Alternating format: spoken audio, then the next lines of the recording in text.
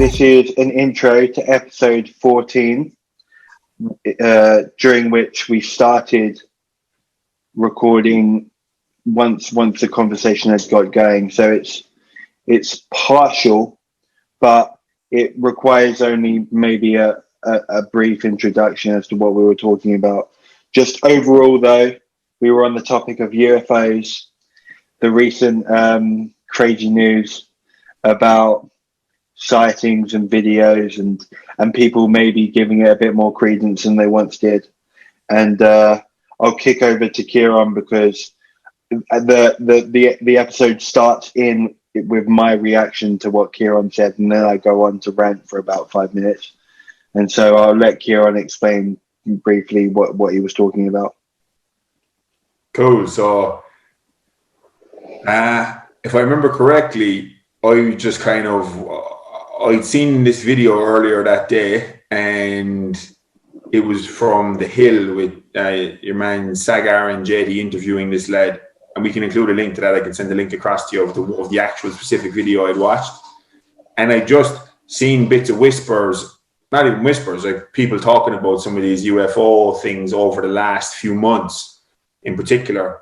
And like they were from big podcasts. And then I heard Lex Friedman and Sam Harris talk about it when Sam was on Lex's podcast.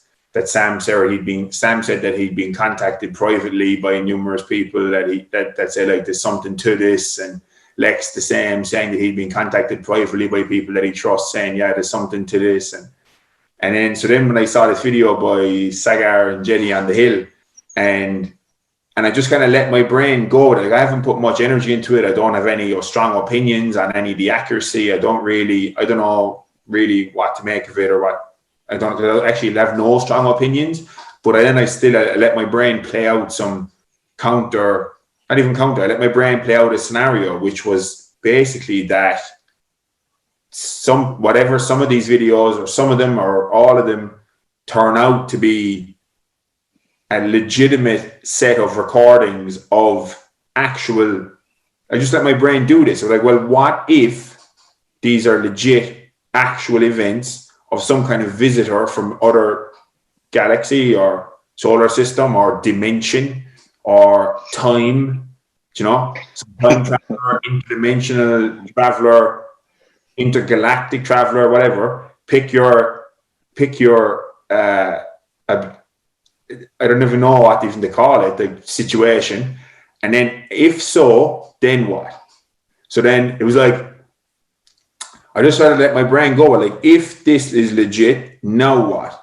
And I just couldn't help but think that so many of us, and it's myself included, I'm aware of this because I am a human, is that there's a human tendency to think of my experience as the center of an orbit, which is obviously, when you actually take a zoom out a bit and you just look at things in the abstract, doesn't make any sense whatsoever. That there was a time at which I didn't exist, and there will be a time at which I won't exist, and there was a time at which, I think if you plot out all life that's ever existed ever, the last 3.5 or 4.5 billion years, however long it's been, modern humans showed up like 4 seconds before midnight. If you plot out all life that has ever existed on a 24-hour clock, humans show up at 4 seconds to midnight, and then language or something shows up around 3 seconds to midnight. And then, so we're the era we're in now is almost, we're technically, obviously, right now at this moment is at midnight, and then midnight and midnight and midnight and midnight, and then time is still going, whatever. But the fact that there's this human tendency to have these parochial stories that are centering humanity, not only just humanity, but centering particular tribes or flavors of religious tribe or ethnic tribe within the center of the cosmos, either figuratively or literally. Yeah.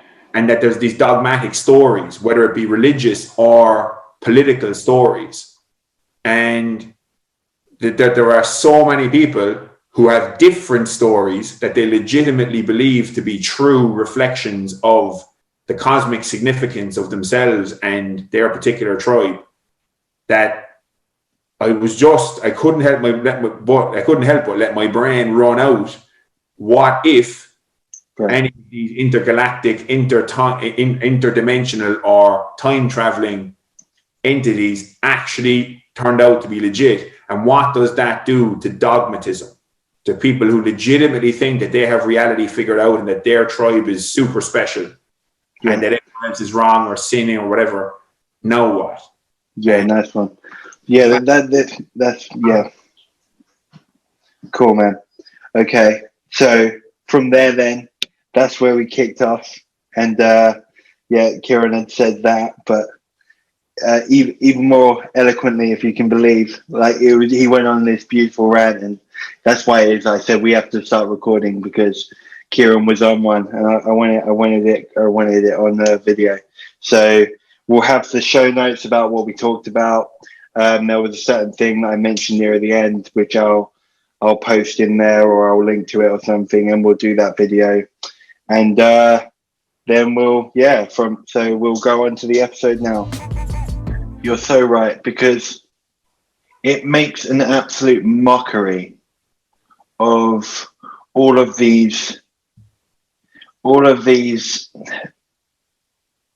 instinctive, primal, animal attempts to make sense of a nonsensical universe. Like and that's not to say there isn't an order to the universe, but it's just to point out that the order to the universe was nothing for which our minds evolved to understand. We weren't meant to make sense of how the universe is, nor were we meant to even have the freedom, really. Without no animal has had the sort of freedom that we have to just sit and contemplate the universe, because all of our necessities are already satisfied. Like I needn't go and hunt for my food, nor do I need to ensure that my shelter is still standing for tonight, or make sure that I'm going to be warm enough. It's nothing that I need worry about. And so instead I can spend my day looking at the latest philosophical theory as to why consciousness is actually one of the fundamental forces of the universe. It's like this is what humans get to do, and yet an alien turns up, and then it's like, okay, so many of our ideas, our traditional parochial ideas of how the universe did make sense, hinged on the idea that humans are really special. Like humans are the focus, and the show happens around us. And so many dogmas were built around that core conceit that it would be utterly fascinating, because obviously when the theory of evolution took a hold, many decades after Darwin had written his book, but once it became taken very seriously, religion, it's hilarious to watch how religion wrestled with that and tried to compromise and tried to figure out where they still have a standing within this new, as science continues to encroach on what was previously the realms of religion.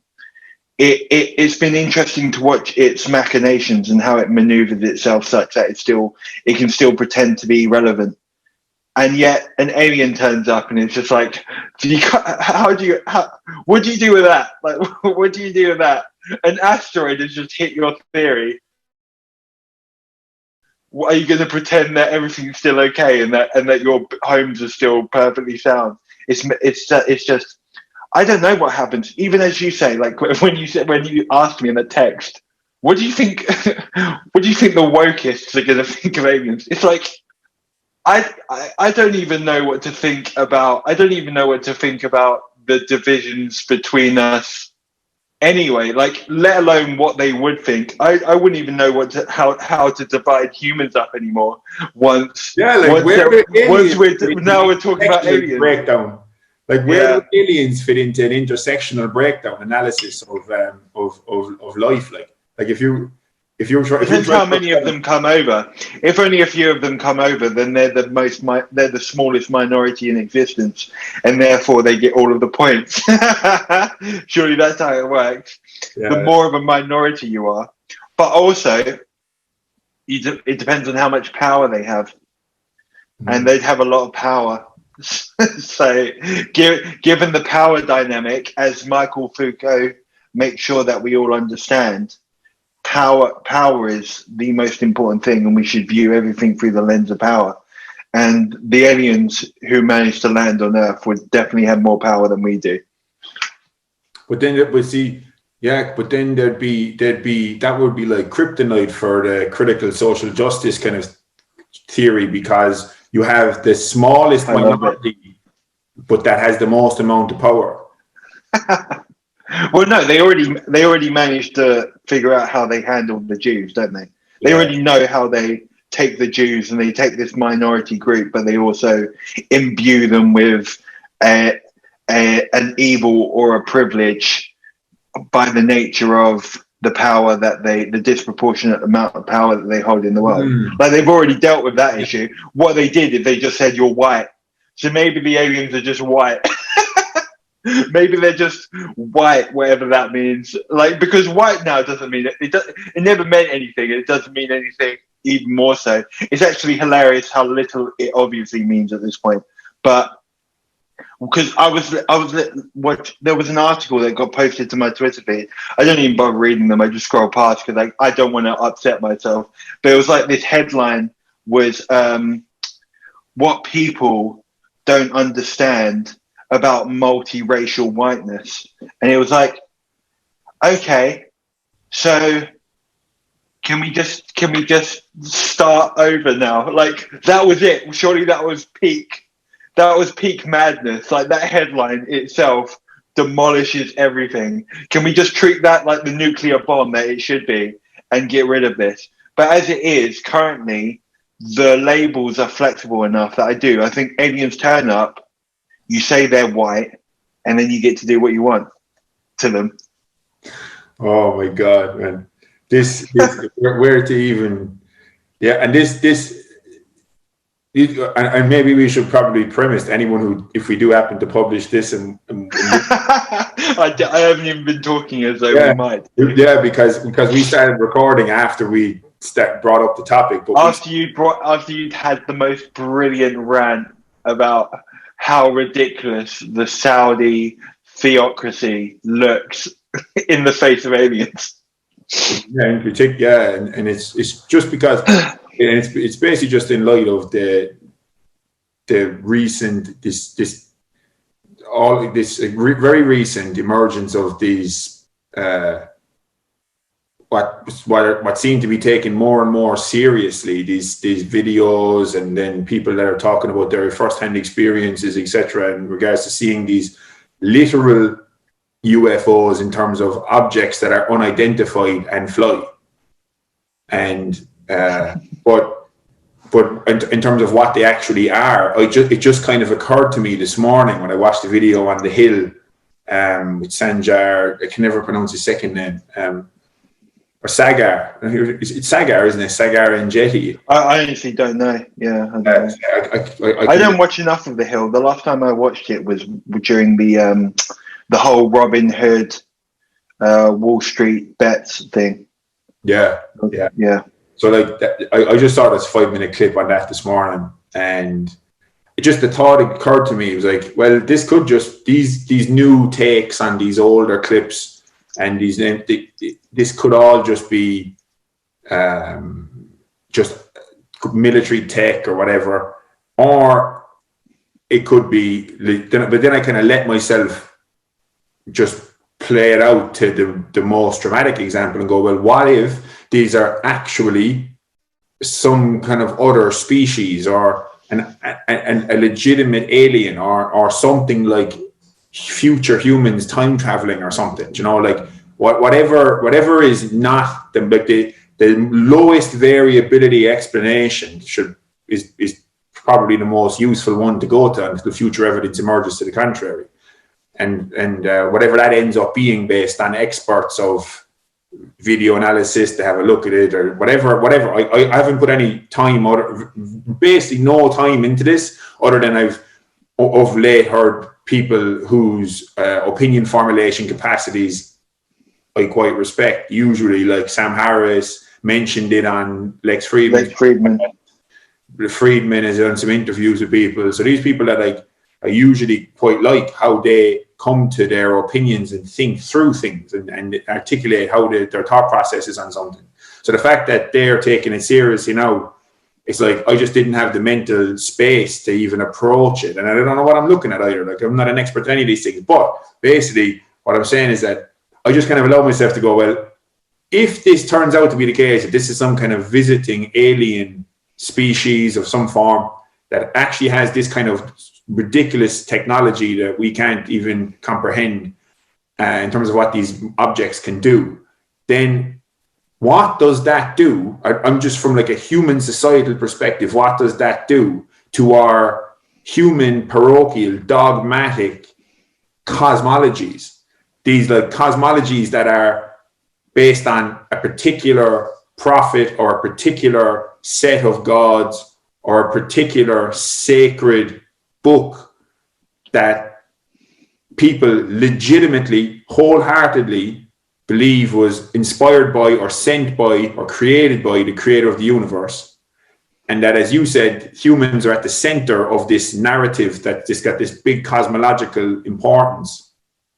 But then what happens with all these billions of people, maybe? I don't know how many people are, because even what do we mean when we say religion, because so religion, is it, because there are people who claim to be religious who take a dogmatic certainty viewpoint.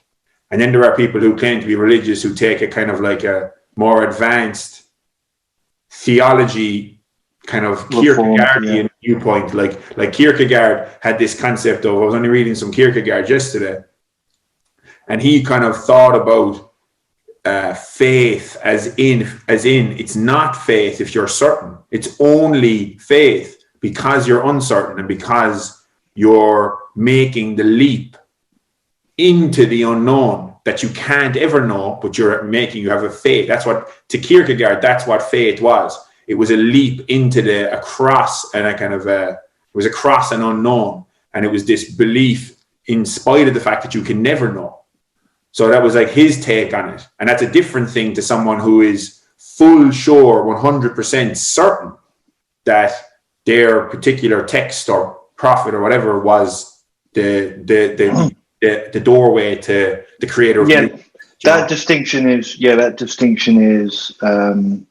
a crucial one, because to hold on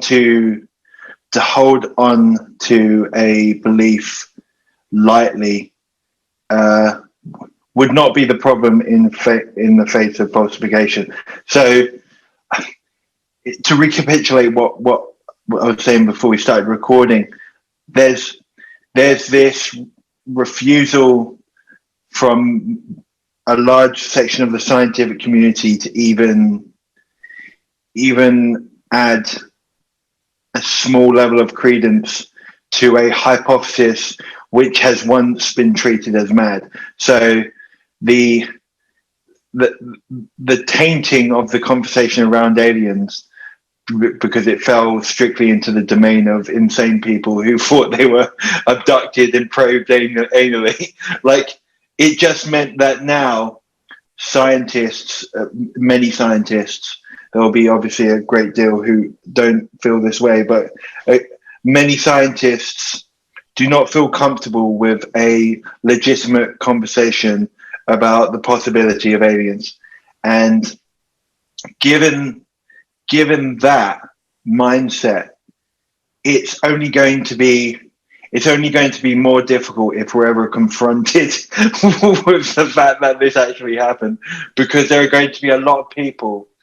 Human nature is such that we care a lot about saving face and protecting our ego, and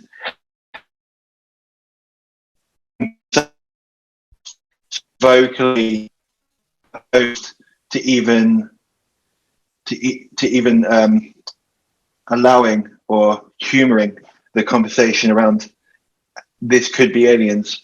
Like that, many people are going to have to stay in denial until such a point as you literally can't anymore. Because I've been surprised at how far people can take denial. You need only look at COVID.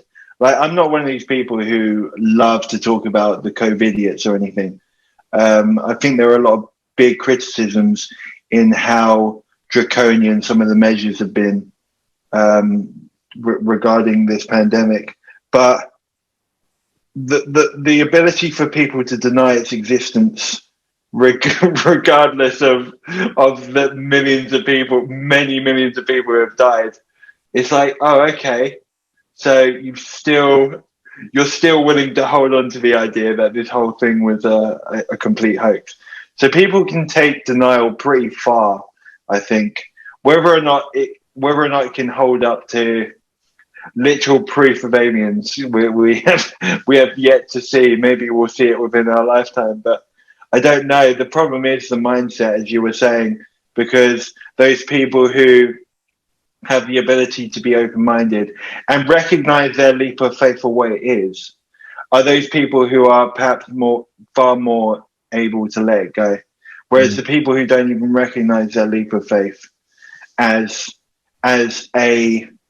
throwing themselves into the unprovable, it's because for me, the reason I don't do so is simply because I don't see the utility in it. Like, I don't know why it is that I would throw myself into believing in a God for which I have no proof, when really it fills no hole or vacuum in my intellectual curiosity or in my life regarding meaning. So therefore, I don't throw myself into this unknown, like Kierkegaard seems to be saying that he is doing. But even those people, even while I disagree with that stance, those people are still going to be more easily persuaded of reality when it slaps them in the face. There's the thing with I know we've both been inspired by David Deutsch's work, who in turn was massively influenced by Popper. And the thing is, like, what makes the alien thing, like, it's of course epistemologically possible, you know, like it's of course possible from a reality perspective, whatever we define core reality as or parochially understand it to be. Of course it's possible. Anything is possible, really. Like anything. Like uncertainty is the only certainty. That's the whole name of the show. Like the axiom of the infinite unknown as this reality. That, like, there's a really cool quote underneath, which, again, just to summarize, the axiom of the infinite unknown basically just describes the fundamental asymmetry from a knowledge perspective between a single human and all the information that has ever existed anywhere in any form in the universe, and any information that could ever exist at any point in the universe, from which knowledge could be made, even if humans aren't capable of making knowledge from that information.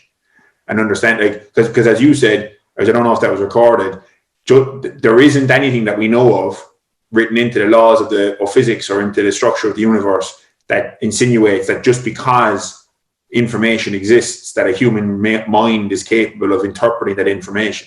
Like, there's no reason. Like, it, of course, like David Deutsch made the argument that, I think in the beginning of Infinity at some point, he made the argument that, well, because we're universal explainers and we're universal creators, as a result, that if something is possible by the laws of physics, it's possible for a human to do, but that even if a human mind is incapable of understanding a piece of information, then we can build computers or machines of some form that will be able to do what we can't do to complement our biological limitations.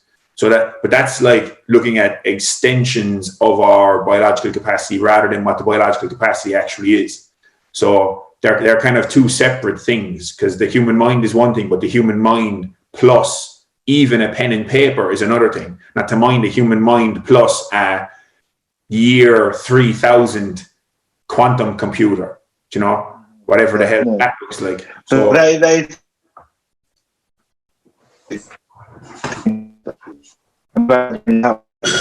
we already do upgrade ourselves just with tools like pen and paper. So we are already extending our capacity with primitive technologies and now far more advanced technologies like phones and stuff. So it would just be another incremental step in the process that's already happening. So it's not outside. Yeah, it's quite, you know, we can imagine a situation in which, oh, right, yeah, I can't do the calculations my phone does, nor can I be my own GPS, but my phone has that ability. Like, it's just going to be that, but extra abilities. And then, yeah, like, I guess we can come to some sort of an understanding of the incredibly insane way things are. But and obviously they're only insane to us because we're human beings with a chimp brain. Yeah, it's just, I don't know, dude. I'm surprised. This is the most I've talked about aliens because you know how you said it wasn't a topic that immediately held your interest. I'm absolutely the same way. It's not something to which I paid much attention until it started blowing up more. And even then I was skeptical because I thought, well, all of these we could be conflating a load of isolated incidents which themselves could be explained, perhaps given an hour of somebody's time, and nobody's going to take the time to do that. But at this point, it is important to look at it from the other perspective that you've led with and that I've really enjoyed is, yeah, but okay, let's just posit that it has happened or there are aliens. Like, what does humanity do with that? The way we've set ourselves up, we're so fragile. Like, we are not anti-fragile when it comes to something that blows up the vast majority of the way that humans think. Like, the vast majority of humans are not prepared for that, I don't think.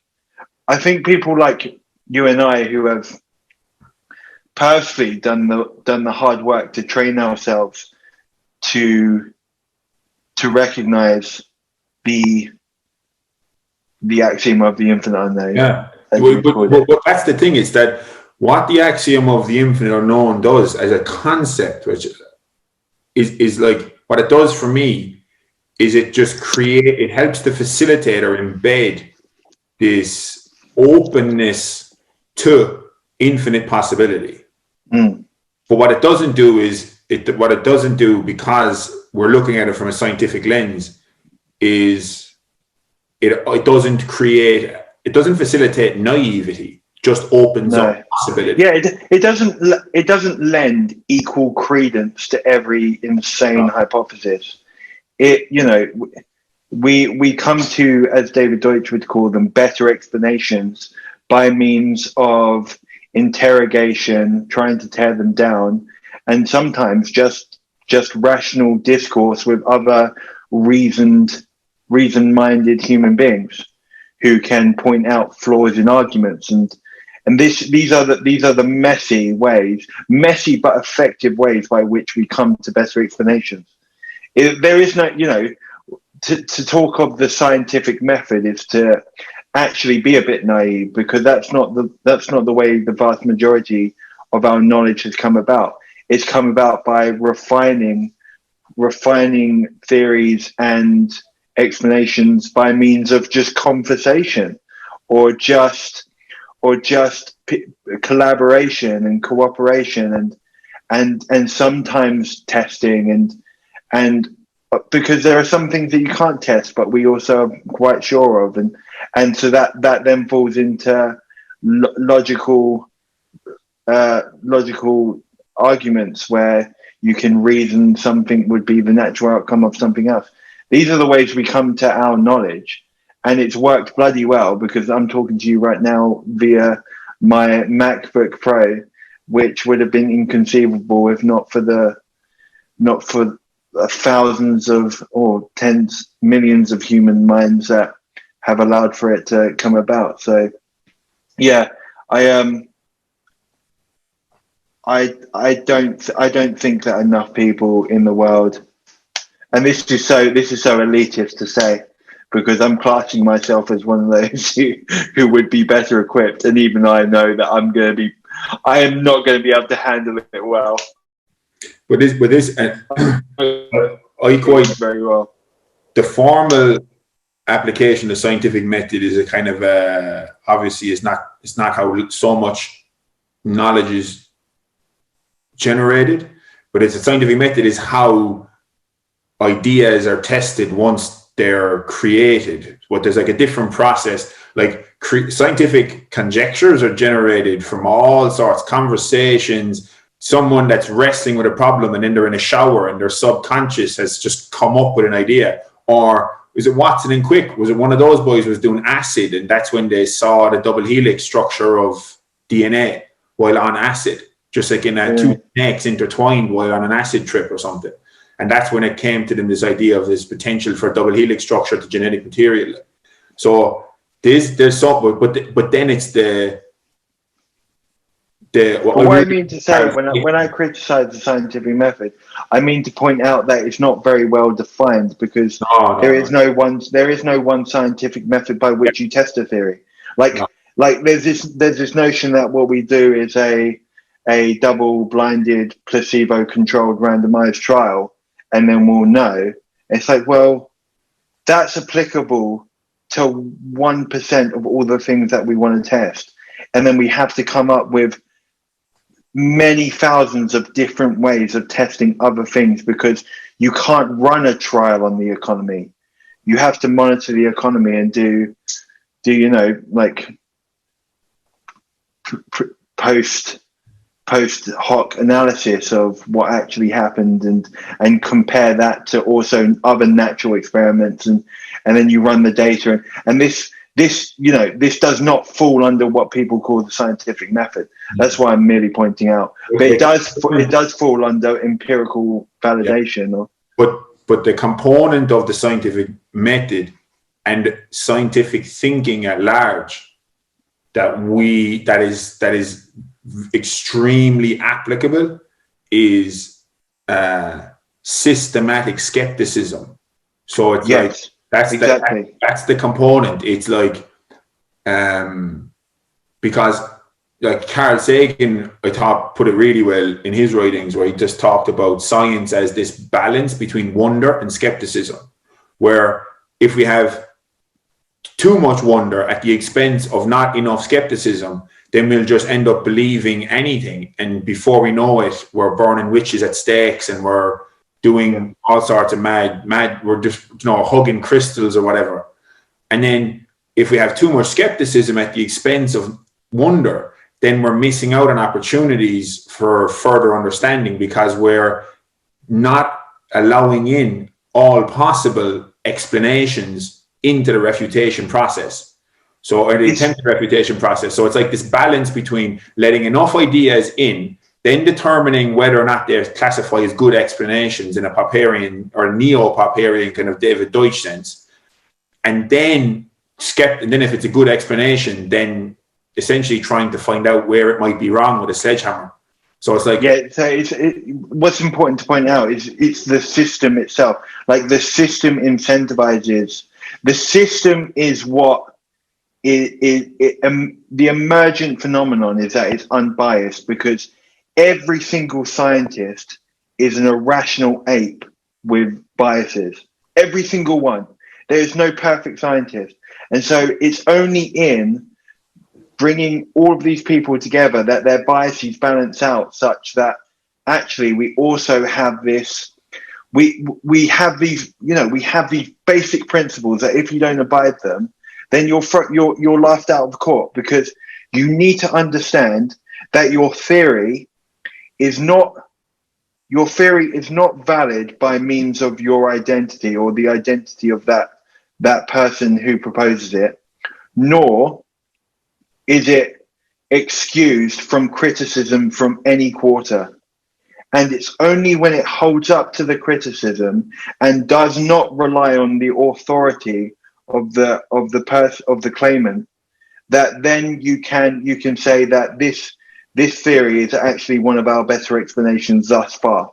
Yeah. And then you move, and you always know that thus far is a very important suffix to that sentence, because we don't have the final truth on anything. Yeah. And this is what's really cool is actually, I've written about this before. I don't know if I put this in any of the Sigma articles, but there's two quotes from German lads from the 1800s that I think really, when used together in a kind of a dialectical tension, really nicely describe the process of scientific knowledge generation and knowledge generation at large, I suppose, as it relates to the utilization of skepticism. The first one is ignoramus e ignorabimus, which means we are ignorant and will remain so. And that's from this lad, Emil du Bois Reymond. And then in counter to that, this fellow called David Hilbert, a mathematician, said, wir müssen wissen, wir werden wissen, which is the German for we must know, we will know. Yeah. When you hold the two of those in tension, what you end up with is a recognition that infinite regress lies underneath every question, because there's always the possibility for a thing before the thing, whether it's a unified theory of physics that happens to be able to cover all current explanations plus do extra stuff and be able to tell the future given current and initial conditions. And also, even if some entity appeared here in my living room or in the office here and claimed to be the creator of all that ever existed and all that ever will ever exist, and says to me, I can prove it to you any way you want. And then I say, well, and it says it can bring people back from the dead. It tells me it can make it nighttime, daytime, whatever. It can levitate things. It can drag the sun around the sky with its finger, whatever that would entail. All I need to do is ask it, well, okay, so you did the Big Bang 13.8 billion years ago, whatever, this is your product, but how do you know that you yourself did not have a creator that you're simply unaware of? So like even underneath a potential creator of this universe that actually appeared and made itself known, there's still the possibility for a thing before the thing, because there's always the possibility for unknown knowledge. It would even be the case if we looked up at the sky one day and in like a section of it lifted back and a couple of basically like a screen, and we realized we're in some test container or like a Nick Bostrom style simulation or something happened. The same infinite regress possibility lies underneath the builders of the simulation. So like there isn't a place at which knowledge is finished. Because there's always the possibility for unknown knowledge. Always doesn't mean that there is, but there's always a possibility, which means that all that exists is the potential for infinite ignorance, but that we can get better at we can get less wrong by trying to figure out what our bias, by trying to systematically counter our biases. And that allows us to get less wrong. And again, like we've used the example on this before, but like for people who don't have any respect for the scientific method or the process, then they need to forfeit use of any technological innovation that was facilitated using the scientific method, including, for example, their phone and the GPS on their phone in particular, which only works because Einstein's general relativity allows us to know that time moves differently where the satellites are. And if the clocks weren't adjusted in the satellites for the time difference between space and here in terms of how time itself actually moves differently, then our GPS would be wrong up to like 11 kilometers per day. So like the fact that even the clothes on their back now are a function of modern technology. So every single thing that they use in their life. Yeah, I like the GPS one because it's such me too. It's so cool.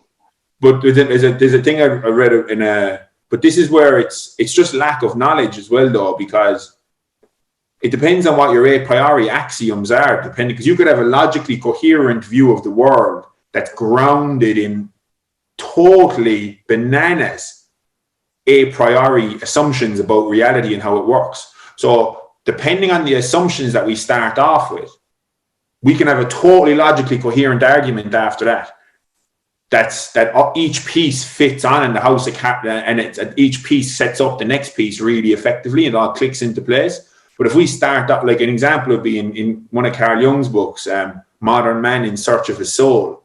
He talks about the archaic mind of man, and he talks about like this particular hunter-gatherer society that he wrote about, and he wrote this is an essay from the 1930s or something, might have been late 20s, and he talked about this particular society found a crocodile, killed it, and then there was ankle bracelets inside the crocodile's stomach, and there were ankle bracelets that were recognized as being belonged to two women that had gone missing. So instead of just making the leap that, okay, this crocodile basically ate the ladies, they're a priori axioms, and that's why the bracelets are in their stomach. This tribe legitimately believed that because their axioms started off from a point of crocodiles don't kill people unless they've been cursed or basically had a spell cast on them to do it by some spellcaster. So instead of thinking that the crocodile ate the women, it was that the crocodile killed the women, and the bracelets were given to the crocodile as a gift for having killed the women and done the job of the spellcaster. So they had this extra layer, because to them, and also to the same tribe, death didn't occur as a result of their biological decay. That it's that people reached a certain, because to them, old people die, but then also young people die. And then old people die sometimes that are older than other ones. So that means that death can have nothing got to do with aging, because why would it? So what happens when someone dies is actually they've had a spell cast on them and they've been cursed. And this disease doesn't kill people, because this person had this disease and so did this person, but this person didn't die. Therefore, the disease can't kill people because this person survived. That doesn't mean how could this person have died if this one survived? Because they don't have the understandings of biological differences, immune function. We take for granted also just the idea of parsimony, don't we? We take for granted the idea that so much of science is built upon not unnecessary elaborating explanations for things. Yeah, it's the knowledge that we take.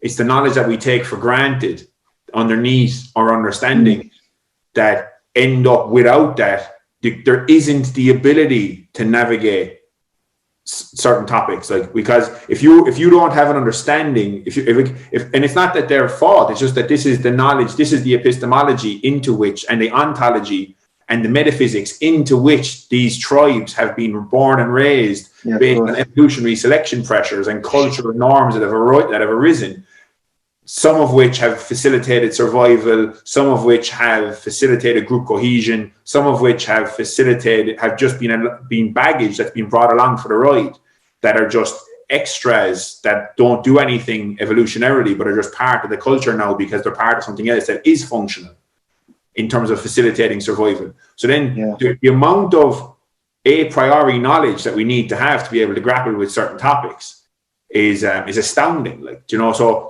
imagine, so if you don't have an understanding of microbiology, T cells, white blood cells, any of these components of the immune system, then how are you to know that? Like, say you get a particular skin disease and you have certain boils or sores or whatever that's really visible, and I get the same thing, but then I die and you don't. That means that it couldn't have been the disease that killed me, because it didn't kill you. Because if there's no awareness of individual differences, genetics, immune, any of this stuff, then you can't have the... Or even probabilistic thinking. Even that is something that doesn't come naturally to humans. We think in sort of 100%, 50%, and 0%. Yeah. It's like it happens all the time. It happens half the time, and it never happens. And it's like that's as good as humans could naturally go before we had more of this Bayesian reasoning. And apparently, as a side note, there's a mate of mine who's a physicist who's done loads of volunteer maths teaching, and he said that, like, repeatedly, the hardest thing to teach people in maths initially is fractions. Yeah. It's abstract. It really is. It's a very abstract concept, and this is actually our best explanation for the Flynn effect. Is the fact that We are better educating our children to appreciate abstract conceptual analysis, such that you can take categories of things and roughly define them and understand how they overlap.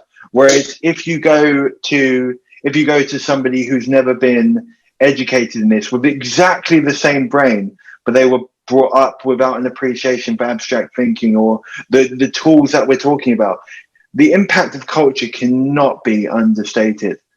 It's overstated, rather. It's you ask a tribe, a person in a tribe, and you say they're all polar bears in the Antarctic are white. There are 100 polar bears in this region of the Antarctic. What color is this one? And then you say, like, we've got one of them, and what color is it? And they to go, oh, right, I'm reasoning out logically, and therefore, because you said all of them are white, then this one must also be white. They can't even do that. They go, well, I'd have to see it. I can't tell you what the polar bear, like, I don't know. Show me the polar bear. No, tell me what color it is, given the information I've given you. Is this a real thought experiment? Yeah. No, not thought experiment. This is a real study that they did where they asked people. They gave them like an if then, and they couldn't do the if then. They couldn't do this is true of these group of people. This thing is one of these groups of people. So say you have all fish in this stream are red. A salmon is a fish. What color is the salmon? I don't know. I haven't seen the salmon. They can't do the logic because we take even that for granted. That's why it is. Oh, sequential reasoning is like like even that sequential reasoning is a learned. Yeah, no, because they need they need the very practical observation of I need to see it before I know what it is. And in a way, that's wise, but in another way, it's completely useless for the modern world or for ever making any progress. And even that was a hard one. Pardon? Where was this research done? Like where? Okay, so where would I have read this last? Yeah. I imagine the last time I read it was in Better Angels, but it's been cited a lot of places. I'm almost done with Enlightenment now. I've got a meeting like in 5 minutes, so I've got to leave. But I will find it, and maybe if we post this, we can add it to the show notes. That's fascinating. That's yeah. I've probably done a poor job of articulating the actual, but I've made the point. Yeah. Yeah, it doesn't surprise me given that chapter in Jung's book on archaic man. It's like, and it's so startling to listen to. But I'm reminded of what did Deutsch call it so much in the beginning of Infinity, like rules of thumb and a priori knowledge, because it's so much of what Popper has written about as well, about a priori knowledge and the way that, and it's so easy to take for granted the understandings that are built on top of understandings that are built on top of understandings that are built on top of so on and so on. And Jesus, I never thought about that kind of, it never occurred to me though that also is a learned skill. Oh yeah, this speaks to exactly the point that you made. We don't even have an appreciation for how much of this is completely unnatural to human beings. And that's why it is that it should be no mystery that for hundreds of thousands of years, humans failed to make any progress. And then suddenly, here we are with a computer and with the internet. How did in the last seconds on the clock of life on Earth, how did in the last seconds humans finally just exploded in progress? Like, given that we have had the same brains for 200,000 years, why in the last 10,000 are we now doing all of this? And why in the last 300 why in the last 300 has it just exploded even more? It's because we developed all these skills without even realizing that we were doing it. Anyway, yeah, I've got to go, man. I've loved this conversation. Not what I was. I didn't know what I was in for with this, but all I know is I always love when we chat, man. No, that was excellent, man. That was good chat. Look forward to doing it again, man. Yeah.